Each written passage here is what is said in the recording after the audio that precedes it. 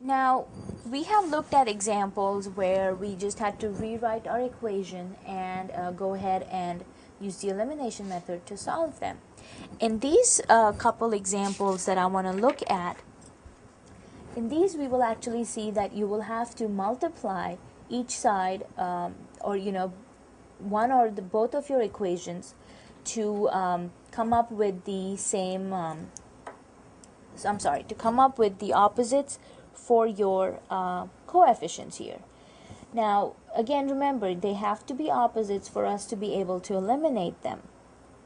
So if we look at this example here, you have 2x plus y equals 8, 5x minus 2y equals negative 16. Now, if you look at the coefficients on x, you have a positive 2 and positive 5. Again, they are not opposites of each other, so if we just add the equations, they will not eliminate. Same thing happens with y. You have a positive 1 and a negative 2 as your coefficients. So again, if you just add the equations as they are, you will not eliminate any variable. So to be able to do that, again, you want to try and see which variable would be the easy one to eliminate. Now, I would start by eliminating y for the only reason because one is a positive coefficient and the other one is a negative coefficient. So since they already have the opposite signs, you just want to make the coefficients have the same numbers, so when you add them, they will definitely eliminate. So we will start out by multiplying our first equation, okay? Multiply our first equation. Now, since this number here is a 2, a negative 2, if we multiply our first equation by a positive 2, then this will become a 2y, this is a negative 2y, and then you can go ahead and eliminate the y variable. So you multiply your first equation by 2, and then eliminate the y variable. So we start by the multiplication, and again you're multiplying the whole equation by 2, and of course the second one stays the same, and that will give you will end up with 4x plus 2y equals 16 when you multiply the first equation by 2, and as I said, the second one stays the same.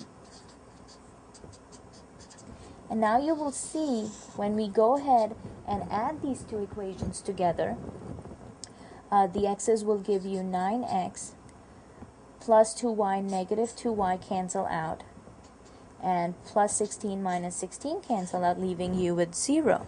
So if you have 9x equals 0, to get x by itself, you will divide by 9, and you end up with x equal 0. Okay? Now, we have our x, we need to find our y. To find the y, just substitute x in any one of the two original equations, and let's see, we will go ahead and use the original equation 2x plus y equals 8 to find our y variable. So your x is 0, which means that becomes a 0, and you end up with y equals 8. Alright, and again, go ahead and check your solution for the ordered pair 0, 8, and make sure that you end up with a true statement for both the original equations. And once you check your solution, you will notice that it gives you a true statement for both of them, and your solution set will indeed be the ordered pair 0, 8. Okay? Now, in the same way, we want to go ahead and look at another example here. And again, in this one, you will have to multiply to find the opposites on your coefficient so you can eliminate one of the variables. And you will notice this is quite different from the substitution method because we're not substituting one equation into the other. We're here in this one actually trying to get rid, or as I said, eliminate one of the variables. Now again, looking at this example, you will notice that the coefficients on x are positive 5 and positive 3. So if we just add them together, again, that will give you 8x and not eliminate x. Same thing happens with y. You have a positive 4 and a positive 5. They add up to give you 9 and not eliminate. So you just cannot add the two equations at this point. You need to multiply the equations by some number so that you can get opposites of the two coefficients. So let's say we want to eliminate x. Let's start by eliminating x. Okay. Now, of course, in this example, you will also notice that you don't have opposite signs on any one of the two variables. All of these are positive coefficients. So if you wanted to choose to eliminate y, you could have done that. Now, how can we eliminate the variable x? You have a 5 and a 3, so the idea is you need to find something which is common between 5 and 3, a common number, and then you will multiply both your equations with appropriate numbers that will give you that common value. So you have 5 and 3, 15 will go into 5 and 3. So if we take 15 as our desired coefficient, you can take your first equation and to get 15 you need to multiply 5 with 3. Okay, the second equation is 3x plus 5y equals 15, and since we're again eliminating x, we need to multiply 3 with 5, and that will give you a 15 again. So now if I multiply my first equation by 3, my x coefficient will become 15. If I multiply my second equation by 5, 5 times 3 will also give me 15. Now that I have the same coefficients, I need one of them to be positive and one of them to be negative. So it really doesn't matter which one you make negative. You can make the first equation, multiply that by a negative 3, or you can multiply the second equation by a negative 5. So let's go ahead and multiply our equations with these numbers here, and let's see what answers we come up with. So 5 times 3 will of course give you 15x, 4 times 3 will give you a 12y, and then 12 times 3 of course gives you 36.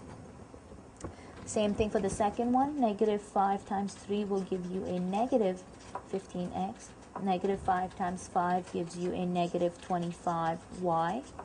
And negative 5 times 15 will give you a negative 75. So once you multiply the two equations, now you can go ahead and add them. Okay? And now you will see this is what we were looking for. Now we can go ahead and eliminate our x variable. They have the opposite coefficients and x gets cancelled out. Plus 12y minus 25, y will give you a negative 13y.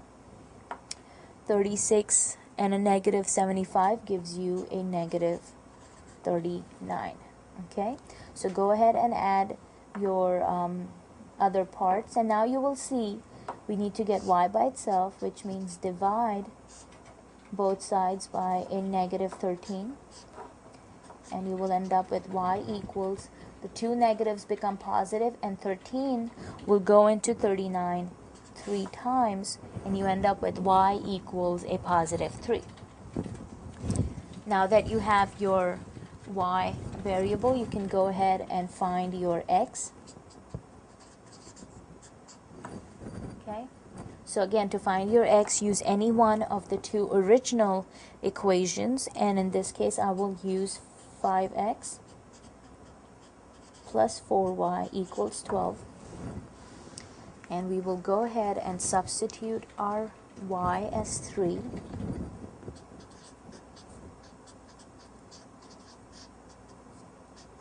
and that will give you 5x plus 12 equals 12. Move the 12 over to the other side. You end up with 5x equals 0. And of course, when you solve for 0, you will end up with x equals 0. So you can see you had y equals 3, x equals 0. Once you get to this stage, then you know what to do. Go ahead and check your solutions and make sure that the ordered pair 0, 3 satisfies both your equations. And that will be, the first one of course is 5x plus 4y equals 12. And your second equation was 3x plus 5y equals 15. And substitute your x and your y, and that will give you 0 plus 12 equals 12. And of course that's a true statement, so it works for the first one. And same thing for the second one. Substitute your x and y, and let's see, 0 plus 15 equals 15. And as you can see, it works for both our equations, so therefore your solution set to this system is the ordered pair 0, 3.